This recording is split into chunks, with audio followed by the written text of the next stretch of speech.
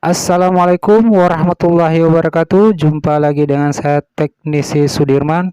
Kali ini saya akan memberikan cara memperbaiki laptop Asus X441 yang tidak terbaca SSD ataupun hard disk. Tekan F7, masuk ke bagian settingan boot. Sama sekali tidak terbaca di bagian SSD. Lanjut, kita akan masuk ke settingan, pilih di bagian save dan exit, pilih di bagian restore default, pilih enter, save. Setelah itu kita simpan ya, save, enter. Tunggu proses restart. Apakah bisa terbaca di bagian SSD ataupun hard disk? Sama sekali tidak terbaca ya. Namun di bagian storage itu terbaca SSD dan juga hard disk. Saya akan menggunakan USB yang sudah terdapat Windows. Akan mengecek di bagian program ya. Apakah ini kerusakan di bagian hardware ataupun di bagian software. Setelah itu tekan kombinasi tombol Ctrl Alt Delete untuk proses restart terbacanya USB yang sudah ada Windows. Kita tunggu, saya akan percepat saja videonya untuk proses terbaca USB Windows. Ini sudah terbaca di bagian USB Windows. Pilih next, install. Ya, seperti biasa ya, proses install dicentang, setelah itu next. Pilih custom. Ya, ini sudah terbaca di bagian SSD dan juga urutan kedua hard disk. Nah, ini SSD dan juga hard disk terbaca. Arahkan di bagian SSD, pilih next. Apakah bisa proses install ya? Karena kalau bisa berarti kerusakan di bagian program. Namun ada tulisan ya, we couldn't ataupun cannot install Windows in the location. Please check your media drive. Bisa dibilang kerusakan di bagian hardware ataupun di bagian SSD ya. Langsung saja saya akan matikan laptopnya. Ya, setelah itu kita buka di bagian baut. Selanjutnya kita angkat di bagian keyboard di bagian atas. Karena drive ataupun softwarenya tidak terbaca ya di bagian SSD-nya. Langsung saja saya akan mengganti di bagian SSD.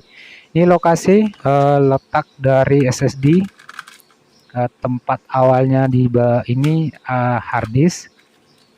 Karena tempat di bagian CD itu DVD diganti posisinya jadi hard disk.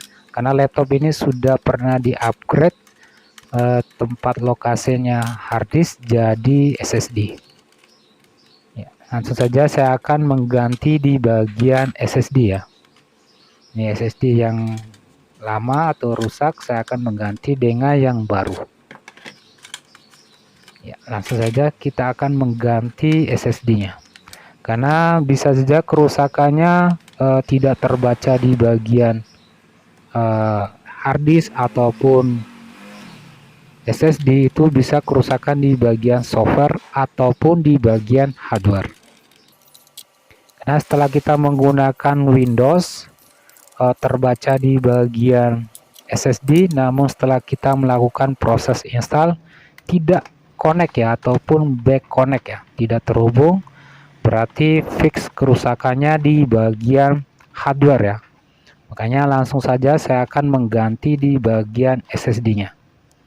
Ini sudah kita mengganti di bagian SSD, hanya kita akan pasang kembali di bagian keyboard ya. Hati-hati teman-teman untuk proses pengangkatan ataupun pemasangannya karena terdapat fleksibel touchpad dan juga keyboard. Kita pasangkan atau hubungkan kembali di bagian soketnya. Setelah itu kita rapikan seperti ini. Selanjutnya kita akan hidupkan kembali laptopnya. Seperti biasa, saya akan hidupkan, tekan tombol power, tekan F2 untuk proses masuk ke bagian settingan boot.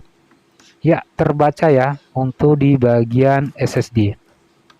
Nah, saya akan menggunakan USB yang sudah terdapat Windows untuk proses langkah selanjutnya, yaitu install Windows 10. Apakah dengan kita menginstal Windows 10 berhasil masuk ke perbaikan di bagian program. Setelah itu tekan F7, masuk ke bagian settingan boot. Ya, setelah itu tekan F10 ataupun Exit untuk penyimpanan save. Oke, lanjut. Saya akan percepat saja videonya untuk proses install di bagian Windows. Nah, untuk proses installnya sudah saya pernah share di video sebelumnya. Selanjutnya kita tinggal ikuti step by stepnya. Next. Jadi seperti itu teman-teman, cara memperbaiki laptop Asus X441 yang tidak terbaca di bagian SSD ataupun drive ya. Karena bisa kemungkinan kerusakan di bagian drive ataupun di bagian SSD. Pilih bagian SSD, selanjutnya next, apakah bisa terinstall ataupun terbaca. Kita tunggu beberapa saat.